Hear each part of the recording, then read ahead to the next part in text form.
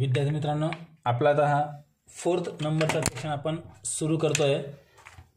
कोणता बॅलन्स कुठे येईल ते आपण अगोदर नेहमीप्रमाणे हिंट घेऊ, नंतर मग आपण त्याला सॉल्व करून घेणार आहोत. Doctor Abhinav Bharat started practice of medical practitioner on 1 April 2019. 1 April 2019. तो कधी सुरू करतोय? 1 एप्रिल 19ला तो आपली प्रॅक्टिस सुरू करतोय. He gives you the receipt and payment account for the year ending 31 March 2020. आणि तो काय करतोय? 31 मार्च 20चं आपलं रिसिप्ट अँड पेमेंटचं आपल्याला स्टेटमेंट देऊन टाकतोय अँड द ॲडजस्टमेंट, आणि ॲडजस्टमेंट पण देऊन टाकतोय. Prepare income and expenditure account and balance sheet. काय काय बनवायचं आहे? इन्कम अँड एक्सपेंडिचर अकाउंट बनवायचं आहे आणि प्लस बॅलन्स शीट बनवायचं आहे for the year ending 31 March 20. 31 March 20चं आपल्याला बनवायचं आहे. आता अभिनव भारतचं आपल्याला रिसिप्ट अँड पेमेंट अकाउंट दिलेलं आहे. आता आत्तापर्यंत आपण सबस्क्रिप्शन नाव बघितलं इन्कममध्ये.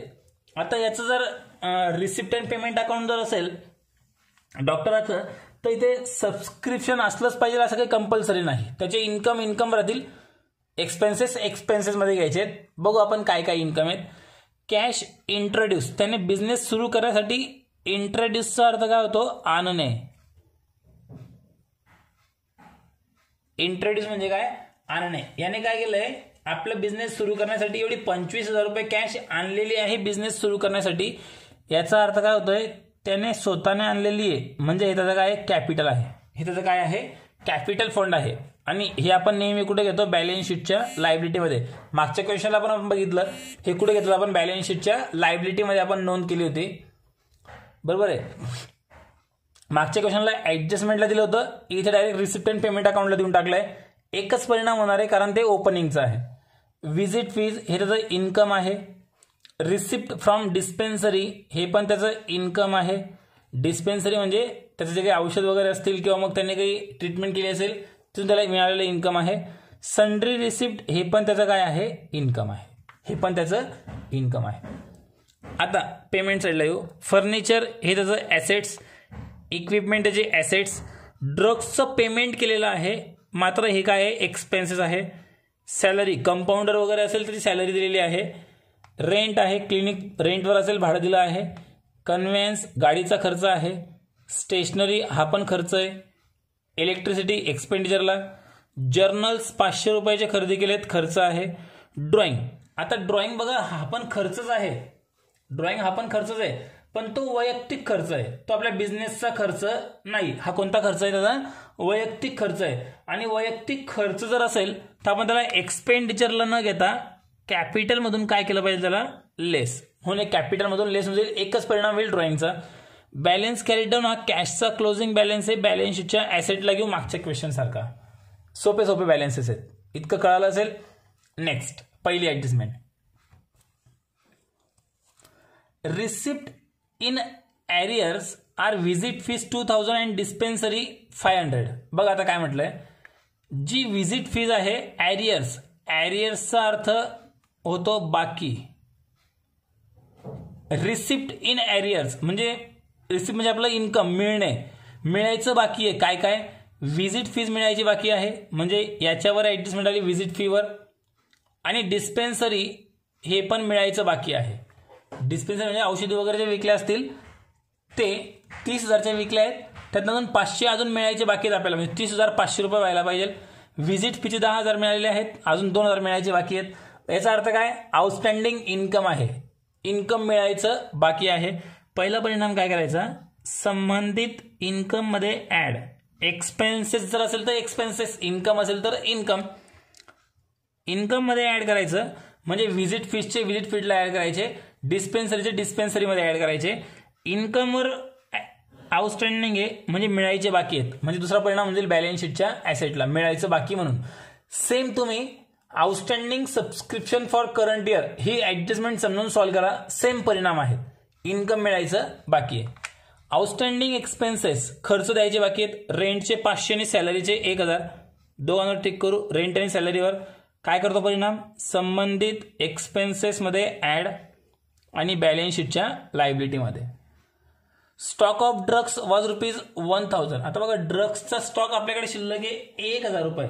आतापर्यंत याने किती रुपयाचे ड्रग्स खरेदी केलेले आहेत ते आपण बघितलं. इथे बघा ड्रग्स त्याने 7,000चे खरेदी केलेले आहेत, औषधी 7,000चे खरेदी केलेले आहेत.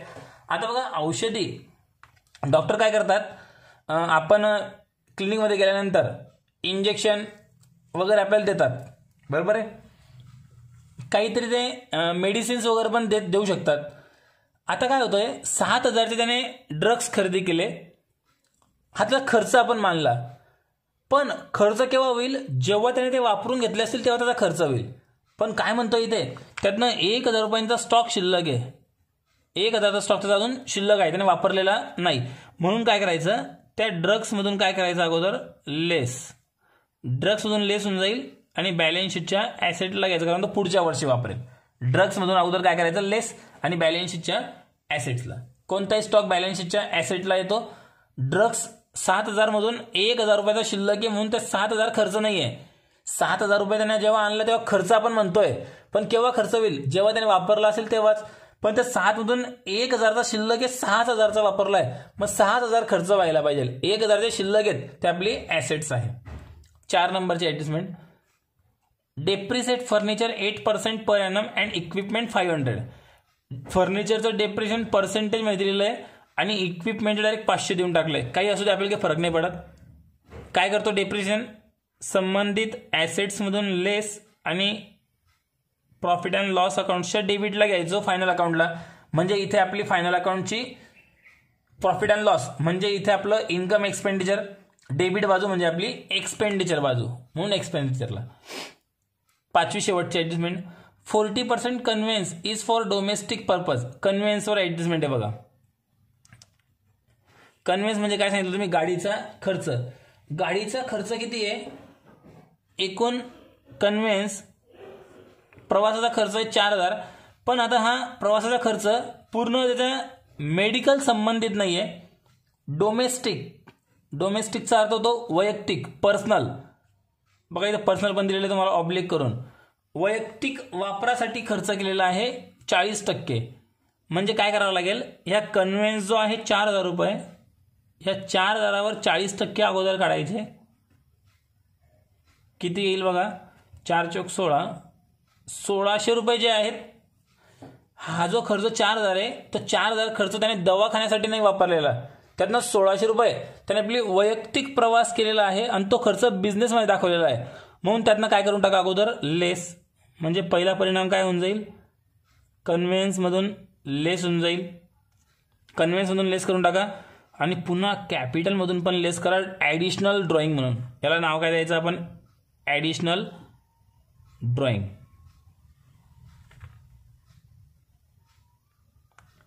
ॲडिशनल ड्रॉइंग नाव देऊ. कॅपिटलमधून लेस करताना ॲडिशनल ड्रॉइंग कंसात लिहून टाकू आपण कन्व्हेन्स. आणि पूर्ण क्वेश्चन तुमचा समजावून संपलेला आहे. आता आपण याचा आन्सर सॉल्व्ह करू. काही शंका असेल तर मला ग्रुपवर विचारा, ठीक आहे. याचा आपण आन्सर सॉल्व्ह करणार आहोत. बघा विद्यार्थी मित्रांनो, माझ्याकडे आन्सर करता फॉर्मॅट रेडी आहे. बॅलेन्सेस ट्रान्सफर करू. तर आता सगळ्यात पहिले रिसिप्ट साईडला कॅश इंट्रोड्यूस म्हटलेली आहे, म्हणजे ती कॅपिटलची अमाऊंट होती. तर लायबिलिटीमध्ये आपण लिहून टाकू कॅपिटल फंड. कॅपिटल फंडची अमाऊंट 25,000 रुपये. नेहमी इनर कॉलममध्ये येईल, नेहमी इनर कॉलममध्ये लिहायचा capital fund. Visit fees income आहे, इन्कममध्ये येऊन जाईल.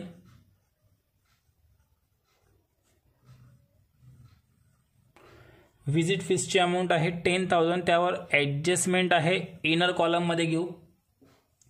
ॲडजस्टमेंट काय आहे की त्यावर व्हिजिट फीजची 2,000 रुपये अमाऊंट अजून पण मिळायची बाकी आहे.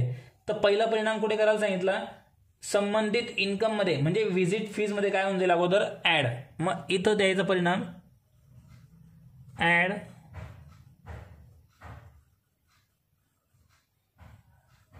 आउटस्टँडिंग. ॲड आउटस्टँडिंग, याला आउटस्टँडिंग म्हणा किंवा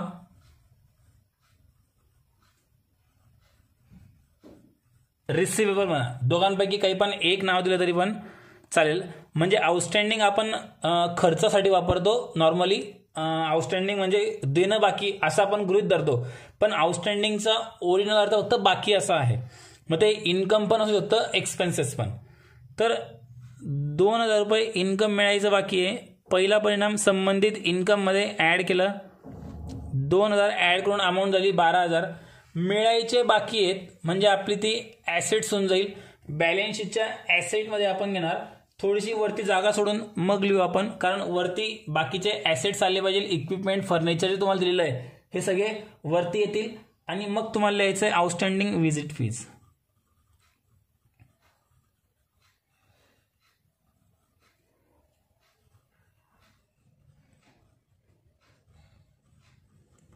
आउटस्टँडिंग व्हिजिट फीज 2,000 आणि व्हिजिट फीज पूर्ण आपण संपवलं. पुढचा बॅलन्स आहे रिसिप्ट फ्रॉम डिस्पेन्सरी. याच्यावर पण ऍडजस्टमेंट आहे, इन्कम मध्येच लिहू अगोदर. By receipt from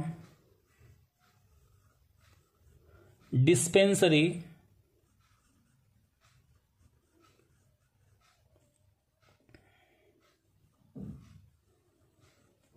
receipt from dispensary 30,000 रुपये मिळालेले आहेत आत्तापर्यंत. आणि याच्यावर ॲडजस्टमेंट आहे, पहिल्याच नंबरवर 500 मिळायचे बाकी आहेत.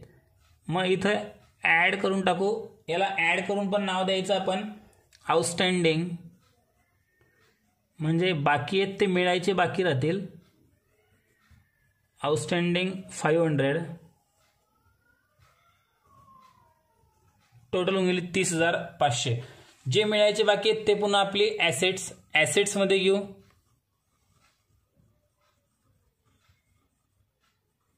आउटस्टँडिंग किती अमाऊंट आहे, रिसिप्ट फ्रॉम डिस्पेन्सरी आहे. Outstanding receipt from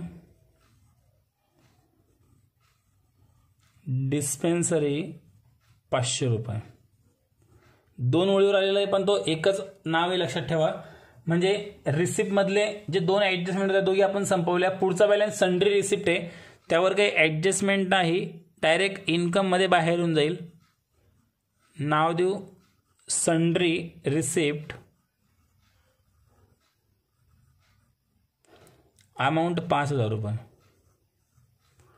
sundry receipt 5,000 आणि रिसिप्ट बाजू आपण पूर्ण संपवली. आता ॲसेट्स बाजू पेमेंट बाजू आपल्याला घ्यायची आहे. सगळ्यात पहिले दिले फर्निचर 8,000. मागच्या वर्षाचे काही ॲसेट लायबिलिटी दिलेले नाही आहेत म्हणून आपण डायरेक्ट फर्निचर इथं घेऊन टाकतोय 8,000. त्यावर ॲडजस्टमेंट सुद्धा आहे. फर्निचर 8,000 रुपये. त्यावर डेप्रिसिएशन तुम्हाला सांगितलेलं आहे, यावर तुम्हाला डेप्रिसिएशन सांगितलेलं आहे फर्निचरवर, ते सांगितलेलं आहे फर्निचरवर 8%. लेस करून टाकतो आपण फर्निचरमधून डेप्रिसिएशन, लेस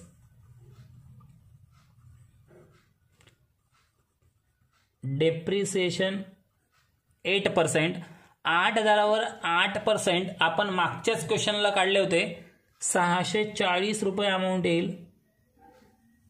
8 8 64, 7,360 बॅलन्स उरला. आणि अजून एक पुढचा बॅलन्स आहे इक्विपमेंट. इक्विपमेंटची अमाऊंट आहे 10,000. इथं लेस करायचं पुन्हा डेप्रिसिएशन. ह्या दोघी ॲसेट्सवर डेप्रिसिएशन एक सोबत दिलेलं आहे आपल्याला ॲडजस्टमेंट नंबर 4 मध्ये. इक्विपमेंटचं डेप्रिसिएशन पर्सेंटेजमध्ये नाही आहे, डायरेक्ट 500 रुपये सांगून दिले आहेत. 500 रुपये लेस केल्यानंतर बॅलन्स उरतोय बाहेर 9,500. आता हे 640 रुपये आणि 500 रुपये वरती एक्सपेंडिचरला आले पाहिजे. मग एक्सपेंडिचरला डेप्रिसिएशन पहिल्या वेळेवर लिहिणं चांगलं नाही, कुठे पण लिहिलं तर आन्सर सारखं येणार आहे, पण हा खर्च वर्षाच्या शेवटी सापडतो म्हणून शेवटी तुम्ही कुठं लिहिला पाहिजे, एकदम वरती लिहिणं योग्य नाही. म्हणून आपण डेप्रिसिएशन इथं लिहू बघा.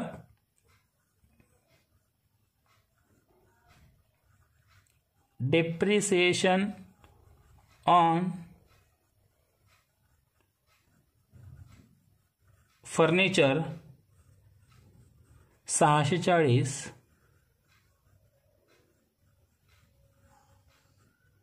आणि इक्विपमेंटचे 500 रुपये 1140 रुपये. हे झालं डेप्रिशिएशनचे परिणाम कंप्लीट. आपण हे डेप्रिशिएशन इथे वरती पण लिहिलं असतं तर आन्सर तर सारखं देणार आहे, पण डेप्रिसिएशन हा सगळ्यात शेवटचा खर्च असतो, वर्षाच्या अखेरीस काढलेला असतो, म्हणून आपण तो शेवटी दाखवला पाहिजे, वरती लिहिणं योग्य नाही. परत पेमेंट बाजूला येऊ. ड्रग्स म्हटलेले आहेत 7,000 रुपयांचे, ते एक्सपेन्सेस आहेत, त्यावर ॲडजस्टमेंट सुद्धा आहे. ड्रग्स 7,000, त्यावर ॲडजस्टमेंट नंबर बघा 3 नंबरची, त्यातनं 1,000 रुपयांचा स्टॉक आपल्याकडे शिल्लक आहे. तो 1,000 रुपयाचा जो स्टॉक आपल्याकडे शिल्लक आहे त्याला म्हणायचं आपण स्टॉक किंवा क्लोजिंग स्टॉक. लेस क्लोजिंग स्टॉक 1,000, बॅलन्स बाहेरला 6,000. याला आपण स्टॉक ऑफ ड्रग्स पण म्हणू शकलो असतो किंवा फक्त क्लोजिंग स्टॉक जरी म्हटलं तरी पण चालेल. आणि आता जो शिल्लक आपल्याकडे आहे तो आपल्याला बॅलन्स शीटच्या ॲसेट्समध्ये घ्यायचा आहे. बॅलन्स शीटच्या ॲसेट्समध्ये घेताना आपण नाव द्यायचं stock of drugs. Stock of drugs आपल्याकडे शिल्लक आहे 1,000, जे आपण आता पुढच्या वर्षी वापरणार. ठीक आहे. पुढचा खर्च सॅलरीजचा आहे. खर्च म्हटल्यानंतर एक्सपेंडिचरला येऊन गेला सॅलरीज, आणि त्याची अमाऊंट आहे 12,000 रुपये. आता सॅलरीवर ॲडजस्टमेंट नंबर 2 बघा, आउटस्टँडिंग म्हटलेली आहे 1,000 रुपये सॅलरी. आउटस्टँडिंग काय करतो आपण नेहमी, ॲड आउटस्टँडिंग 1,000 रुपये ॲड करून अमाऊंट येऊन जाईल बाहेर 13,000. जी पण आउटस्टँडिंग आपण ॲड केलेली आहे ती बॅलन्स शीटच्या लायबिलिटीमध्ये जाऊ द्या. देणं बाकी आहे, अगोदर समजून पण दिलेलं आहे. ॲड करून बॅलन्स शीटच्या लायबिलिटीमध्ये जागा सोडून मग द्यायचं आपण आउटस्टँडिंग एक्सपेन्सेस म्हणू. इथे आपण इथं लिहू आपण सॅलरी 1,000. मुद्दा म्हणून इनर कॉलममध्ये का भरलेलं, कारण लगेच पुढे बघा ती ॲडजस्टमेंट संपलेली नाही, रेंटवर 500 रुपये आउटस्टँडिंग आहेत. मग सेम परिणाम परत एक्सपेंडिचरमध्ये या. रेंटची अमाऊंट आहे 4,000 रुपये, रेंटची अमाऊंट 6,000 आहे. रेंटची अमाऊंट इथं लिहू मग आपण रेंट 6,000. पुन्हा इथे ॲड करू आपण ॲड आउटस्टँडिंग. याच्यावरची आउटस्टँडिंग फक्त आहे 500 रुपये. 500 रुपये ॲड करून अमाऊंट बाहेर घेऊ 6,500. आणि इथं ॲड केल्यानंतर दुसरा परिणाम पुन्हा करायचा आपण. इथे आउटस्टँडिंग एक्सपेन्सेसमध्ये रेंट 500 रुपये आउटस्टँडिंगचे ॲड केले, अमाऊंट बाहेर आली 1,500. म्हणजे एकदम सिंपल ॲडजस्टमेंट आहे आपली आउटस्टँडिंग एक्सपेन्सेसची फायनल अकाउंटची, ती आपण सॉल्व्ह केली. नंतर पुढे म्हटलं आपल्याला कन्व्हेन्स खर्च आहे, एक्सपेंडिचरलाच घेतो. कन्व्हेन्सची अमाऊंट तुम्हाला दिलेली आहे 4,000 आणि त्यावर ॲडजस्टमेंट सुद्धा आहे. Adjustment number 5. 40% जी कन्व्हेन्सची अमाऊंट आहे ते आपण वैयक्तिक यूज केलेली आहे, म्हणून इथं लिहायचं लेस डोमेस्टिक म्हणजे वैयक्तिक 40%. 4,000वर 40% जर आपण काढले तर 1,600 अमाऊंट येईल. तुम्हाला मी क्वेश्चन समजताना ही अमाऊंट काढून दिली होती. 4,000मधून 1,600 जर लेस केले तर बॅलन्स उरतोय 2,400 रुपये. आता जे 4,000 रुपये आपण इथून 1,600 जे लेस केले ही ड्रॉइंग म्हणून घ्यावी लागेल. आणि ड्रॉइंग काय करतो आपण, ड्रॉइंग काय करायची असते, या कॅपिटल फंडमधून लेस करायचं असतं. आता डायरेक्ट कॅपिटल फंडमधून आपण ड्रॉइंग लेस नाही करता येणार, म्हणून डायरेक्ट काय करायचं, हा जो कॅपिटल फंड होता हा कुठून घेतला आपण, ही कॅशची अमाऊंट होती, कॅश इंट्रोड्यूस म्हणतो तो बघा याला, तेच नाव आपण दिलं. याच्यामध्ये आता सरप्लस किंवा डेफिशियन्सी जे येईल ते अगोदर ऍड लेस होईल आणि मग नंतर ड्रॉइंग लेस होईल. म्हणून आपण इथे ड्रॉइंग दोन प्रकारचं आहे, एक तुम्हाला पेमेंटला पण दिलंय आणि एक ऍडजस्टमेंटला पण दिलेलं आहे.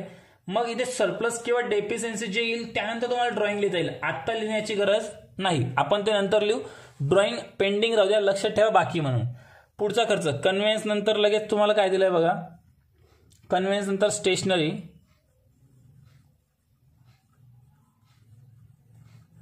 ड्रॉइंग हे 1600 बाकी आहेत ते लक्षात ठेवा. स्टेशनरीची अमाऊंट आहे 500 रुपये, स्टेशनरीची अमाऊंट होती 500 रुपये, लिहून टाकले. त्यानंतर पुढचा बॅलन्स आहे इलेक्ट्रिसिटी चार्जेस 5000 रुपये,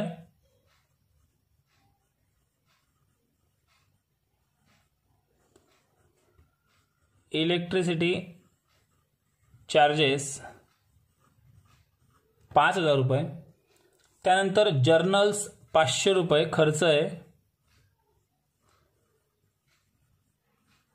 जर्नल्स म्हणजे हा बुक्स वगैरे असतात, उधारी वही वगैरे लिहिण्यासाठी, त्याला जर्नल्स म्हटलंय.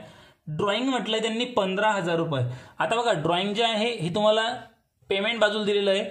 इथे आपण 2 ओळी इथे सोडून देऊ, कारण सरप्लस किंवा डेफिशियन्सी येईल. त्यानंतर इथे नाव टाकून ठेवू आपण लेस ड्रॉइंग.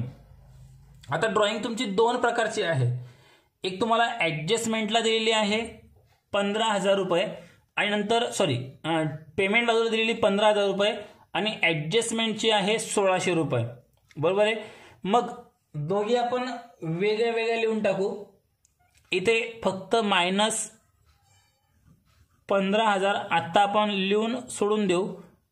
हे तुमचं पेमेंट बाजूची ही ड्रॉइंग आहे, ही आपण लिहून घेतली.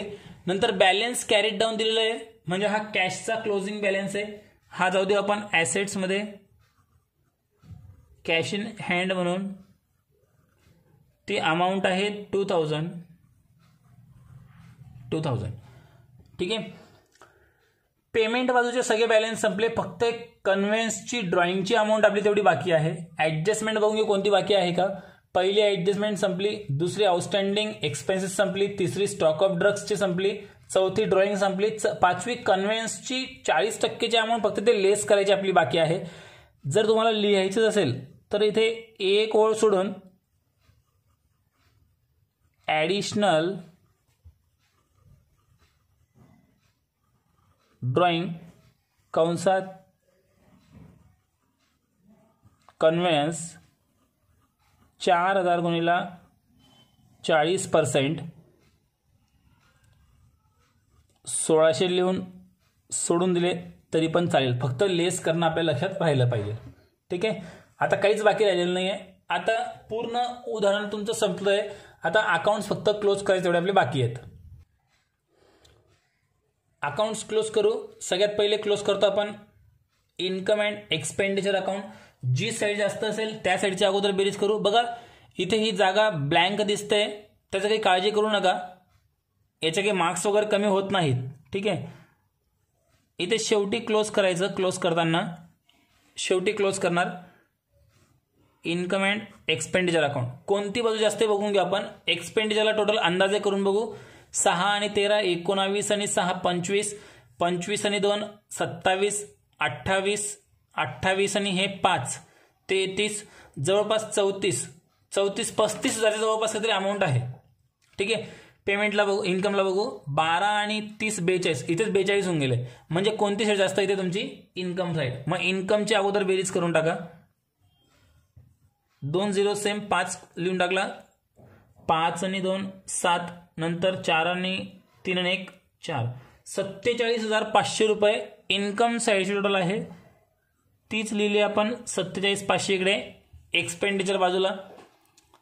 आता काय करायचं आहे, 47,500 मधून वरच्या अमाऊंट लेस करायच्या आणि जो इथं फरक येऊन जाईल त्याला आपण नाव देतो सरप्लस. सरप्लस केव्हा येतो, जेव्हा इन्कम हे एक्सपेन्सेस पेक्षा जास्त असेल तेव्हा.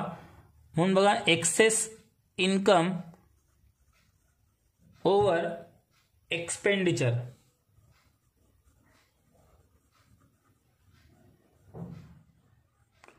एक्सेस ऑफ इन्कम पाहिजे. Excess of income over expenditure. Amount माहिती नाही, आपण साईडला नेहमीप्रमाणे कॅल्क्युलेशन करतोय. इथे साईडला आपण कॅल्क्युलेशन करू. 47,500 मधून वरच्या अमाऊंट काय करायचं आपल्याला लेस करायचे, त्यांची टोटल करू. तर आता टोटल करताना 47,500 मधून वरच्या अमाऊंट आपल्याला लेस करायचे आहेत. मग इथे आपल्याला सरप्लस सापडून जाईल. इथे टोटल करू.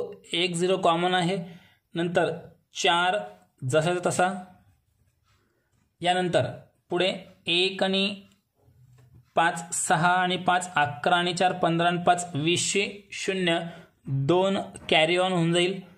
नंतर 2 आणि 1 3 3 आणि 5 8 8 आणि 2 10 आणि 6 16 आणि 3 19 आणि 6 25 25 पुन्हा 5 2 कॅरी ऑन 2 आणि हा 1 इथला 3 म्हणजे 35,040 रुपये ही एक्सपेंडिचरची बाजू आहे. बघा ही टोटल झाली इन्कमची, ही टोटल झाली एक्सपेंडिचरची. लेस करून टाकू इन्कममधून एक्सपेंडिचर. इन्कम जास्त आहे, 10तून 4 गेले 6, 5 मधून 1 गेला 4, 7 मधून 5 गेले 2, 4 मधून 3 गेला 1, 12,460 रुपये इथे फरक येतोय. तुम्ही सुद्धा टोटल करून बघा. मी थोडं फास्ट केल्यामुळे आन्सर इथे माझ्याकडनं चुकू शकतं. बॅलन्स शीट जर टॅली नाही झालं तर आपल्याला समजेल की आपली कुठतरी बेरीज चुकलेली आहे. ठीक आहे. 12,460 ला सरप्लस नाव दिल्यानंतर ते सरप्लस कॅपिटल फंड मध्ये इथं ऍड करायचं. इथं आपण नाव दिलं सरप्लस 12,460 रुपये. 12,460 मागच्या 25,000 मध्ये ऍड करायचे. टोटल होऊन जाईल 37,460 रुपये. 37,460 रुपये आल्यानंतर त्यातनं 15,000 रुपये पुन्हा ड्रॉइंगचे आपल्याला लेस करायचे आहेत. ड्रॉइंगचे लेस केल्यानंतर 37 मधून 15 जर लेस केले तर 22,460 रुपये येतात. 22,460 मधून अजून ऍडिशनल ड्रॉइंग होती 1,600 रुपये, ती पण लेस करून टाका. मग ती पण आपण लेस करून टाकू. इथे 0 6 14तून 6 गेले 8, त्यानंतर 1 इथे कॅरी ऑन आहे, 2 मधून 2 गेला 0 2 जसाच्या तसा. 20,860 रुपये ही अमाऊंट आली कॅपिटलची फायनल अमाऊंट बाहेर. आणि आता काय करायचंय, बॅलन्स शीटची टोटल करा दोघी साईडची. तर दोघी साईड जर सारख्या आल्या तर आपला आन्सर बरोबर होऊन जाईल, क्वेश्चन संपेल. टोटल करून बघू आपण. ॲसेट्सची करू पहिले. 1 0 कॉमन होता, 6 जसाच तसा, 5 आणि 5 10 आणि 3 13 3 हातच्याला 1 1 आणि 2 3 3 आणि 2 5 आणि 1 6 आणि 9 15 15 आणि 7 22,360 ॲसेट्सची टोटल आली. तीच जर लायबिलिटी आली तर आपला आन्सर बरोबर. 1 0 कॉमन, 6 सेम. बघा इथे 6 इथे 6 आला म्हणजे इथपर्यंत बरोबर आहे. 8 आणि 5 13 3 कॅरी ऑन 1 1 आणि 1 2 2 तसा 22,360 22,360 आणि हा पण क्वेश्चन आपला कंप्लीट झाला. बघा तुम्हाला आन्सर लिहिण्याकरता इथे नंबर टाकून देतोय 4. चौथा क्वेश्चनचा आन्सर आहे. इथपर्यंत हे रिसिप्ट अँड पेमेंट अकाउंट, त्यानंतर हे इथपर्यंत पूर्ण बॅलन्स शीट खाली आणि पूर्ण आन्सर आपलं कंप्लीट.